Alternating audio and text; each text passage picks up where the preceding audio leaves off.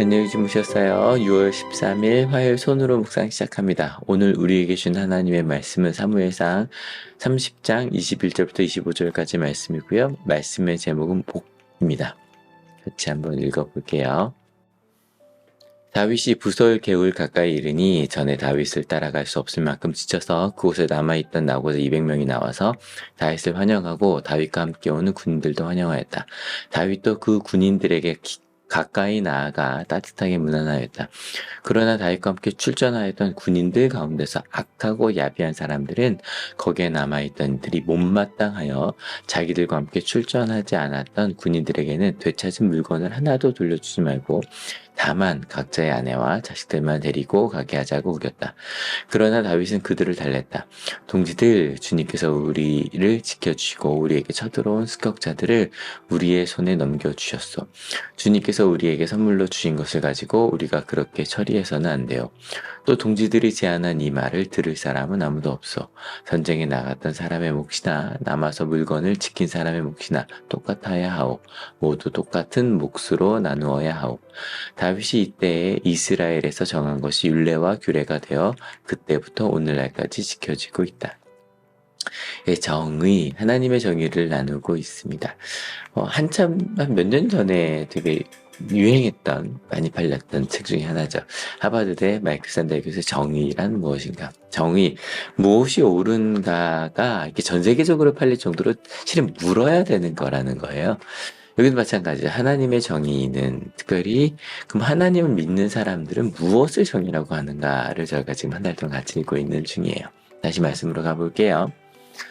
여기 보니까 200명과 나머지 이제 군인들이 나옵니다. 근데 그 200명은 나고자랍니다. 왜냐하면 다윗을 따라갈 수 없을 만큼 지친 사람들이랍니다. 무슨 일이 있었는지 좀 볼까요? 좀 앞으로 갈게요. 지금 이때는요, 다윗 왕 때가 아닙니다. 사울을 피해 다윗은 도망갔고요. 심지어 그것도 이스라엘에게는 원수라고도 할 수 있는 블레셋으로 망명해 있는 상태였고요. 그리고 많은 다윗을 따르는 용병들, 또 다윗을 따르는 부하들, 그 가족들까지 따라 다윗과 함께 블레셋 영역으로 가 있었습니다. 그리고 그들이 잠깐 출전을 했었어요. 근데 갔는데 이제 블레셋에서 저주를과 함께 싸울 수 없습니다 막 이래서 잠깐 갔다가 다시 다윗과 부하들이 돌아오는 사이에 무슨 일이 있었냐면 아말렉 사람들이 와서 다윗의 가족들 그리고 모든 사람들, 어린이나 노인 할 것 없이 다 데려갔어요.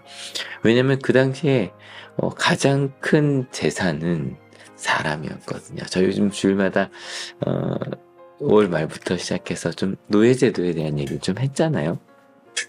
근데 그 당시엔 그게 당연한 거였다고요. 가장 큰 재산을 끌고 간 거죠.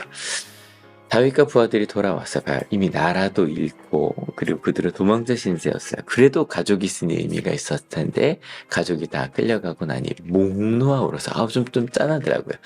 울 힘이 없을 때까지 그들은 울었어요. 다윗은 근데 거기서 멈춰 있지 않죠. 하나님께 묻고 우리 하나님께서 다시 우리의 가족들을 돌려보내실 거다. 왜냐면 다윗의 두 아내도 끌려가 있는 상태였거든요. 그래서 다윗은 데리고 있는 부하 600명 거느리고 출동합니다. 그리고 그들이 왔을 때 나고자들, 아까 말한 바로 그 나고자들이에요. 왜냐하면 그 200명은 부솔 시내를 건너가지 못할 만큼 지쳐 있었어요. 왜요? 앞서 이들이 실은 전쟁에 출전을 했다가 다시 돌아왔다 그랬죠. 벌써 그들은 열심히 사흘을 갔다 왔어요. 오자마자 좀 쉴 수 있을까 그랬는데 한참 울고 또 열심히 자기 가족들을 찾아 달려온 거예요. 달려왔는데 더 이상 거길 건널 수 없을 만큼 힘들었던 사람들이 있었던 거죠. 그래서 다윗은 간단하죠. 일단 빨리 쫓아가야겠으니까 건너가지 못할 만큼 지친 사람을 두고 400명을 데리고 간 거였어요. 이 결론은 내 모든 것을 되찾았습니다. 그런데 이제 마음이 바뀐 거죠. 군인들 가운데서 악하고 야비한 사람들, 요거 좀 이렇게 따로 구분한 게 재밌긴 한데, 여러분, 한번 그냥 읽어봅시다. 그들이 하는 얘기예요. 남아있던 사람들을 만나봐요. 이들은, 강을 건너지 않고 남아 있었고 400명은 열심히 가서 전쟁을 해서 그리고 다 되찾아왔잖아요. 그래서 그들이 하는 얘기예요. 일단 나도 힘들었는데 나는 가서 되찾아왔잖아. 그러니 일단 그래, 오케이, 아내와 자식들은 데려가. 우린 좀 다르지.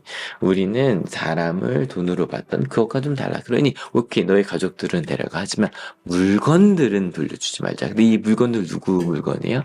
예, 원래 그 200명의 물건, 그 가족들의 물건이기도 했죠.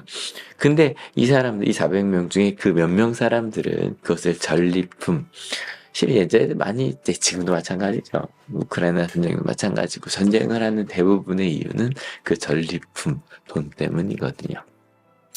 여러분 근데 어떠세요? 무엇이 더 정의로운 것 같으세요?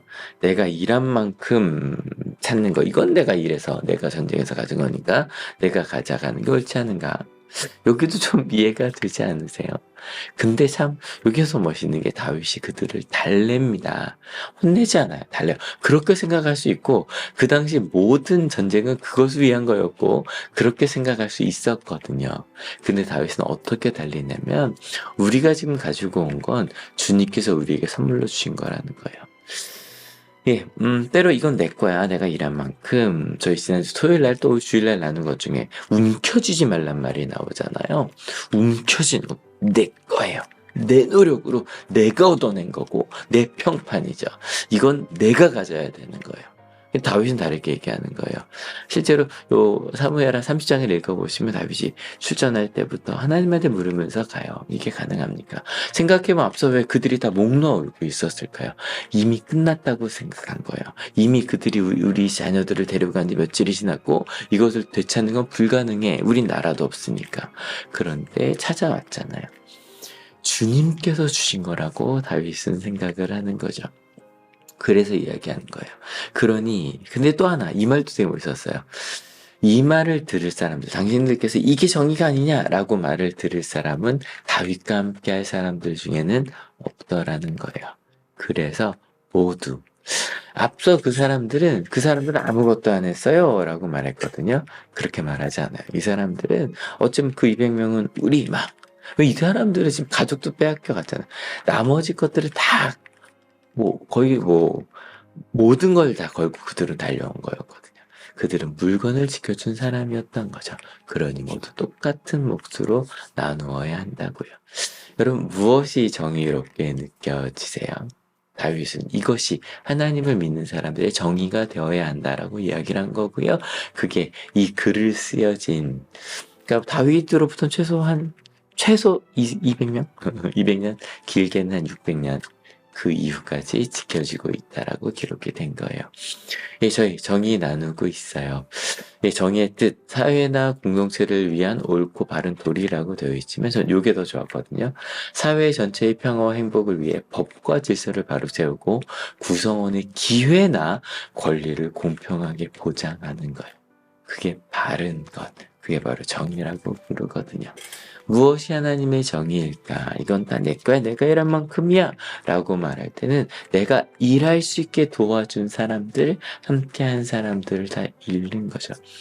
가끔 저희 착각하지 말자 그랬잖아요. 내가 이 돈으로 10,000원으로 이 밥을 샀어. 그러니 너는 내가 돈을 낸 만큼 너는 나에게 친절하게 해야 되고 그러니 손님은 왕이야 라고 말하기에는 물어야 돼요. 큼큼 10,000원이 그 음식을 위해 준비한 모든 농부들과 어부들과 그 모든 사람들의 그 노력과 그들이 준비한 그 기술을 쌓은 것 합당하냐 물어야 해요.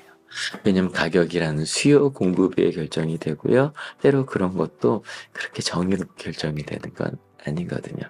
근데 우리는 알죠. 우리에게 주신 것, 오늘 누리는 이 하루가 하나님이 우리에게 주신 하루라고 믿어요. 그리고 은혜라고 믿어요. 그래서 은혜를 나누는 것, 그것이 하나님 믿는 사람들의 정의더라는 거예요. 오늘 우리에게 주신 하나님 말씀 무엇이었나요? 예, 몫이었어요. 그래, 몇 대면, 이거 내가 몇 프로 일했고, 몇 프로 일했고, 예, 몫을 한번 따져봅시다. 근데 그 몫을 따질 때, 그럼 우리가 지금 누리고 있는 것은 내가 일한 건 몇 프로일까요? 저는 하늘에서 참 행복하다는 생각을 참 많이 하거든요. 근데 하늘이 이렇게 행복한 것, 하나님의 은혜, 또 우리 이걸 같이 보고 우리 성도님들의 열심히 살아가신 그 모습들, 한올학원도 마찬가지. 한올학원에 있는 1,몇백 명의 우리 아이들과 그리고 154분의 우리 교직원들, 최선을 다해 각자 역할을 하고 있는, 저도 그 중에 한 역할을 하고 있고요. 그리고 우리가 이렇게 살아가게, 우리가 이렇게 모이게 한 것도 하나님이시고, 하나님의 은혜, 함께하는 우리 하늘 가족들의 은혜, 그냥 그 은혜를 누리고 살아가고 있는 것 같거든요. 여러분 어떠세요? 내 몫은, 하나님의 몫과 함께하는 사람들의 몫이 더 크다면 그 은혜를 나누는 것, 오늘 그 은혜를 나눌 수 있어서 참 행복합니다. 같이 기도하시겠습니다. 하나님 감사합니다. 처음에는요 다 제가 잘한 것 같았습니다. 내가 일한 만큼 다 내가 얻어낸 것 같았습니다. 근데 하나님께서 주신 것, 또 함께 하나님께서 주신 함께하는 사람들의 주는 그 은혜와 노력과 사랑과 그 모든 것들 때문에 오늘 기쁜 일이 있다면 가능한 거고요. 때로 목 놓아 울 만큼 어려운 일이 있더라도 나는 그것을 해결할 능력이 없어서 목 놓아 울고 있었거든요. 그런데 함께라면, 하나님이 함께라면, 함께한 이들과 함께라면 그 상황도 이겨낼 수 있었네요. 하나님 오늘 하루도 주님께서 주신 은혜로, 또 하나님과 주신 이 함께하는 사람들의 그 은혜로 감사하며 살겠다고 결단하는 하나님의 귀한 자들 머리 위에 예수 그리스도의 사랑과 하나님의 은혜와 성령 하나님의 인도하심이 지금으로부터 영원토록 함께 하옵시기를 간절히 축원하옵나이다. 아멘. 여러분 때문에 행복합니다. 사랑합니다.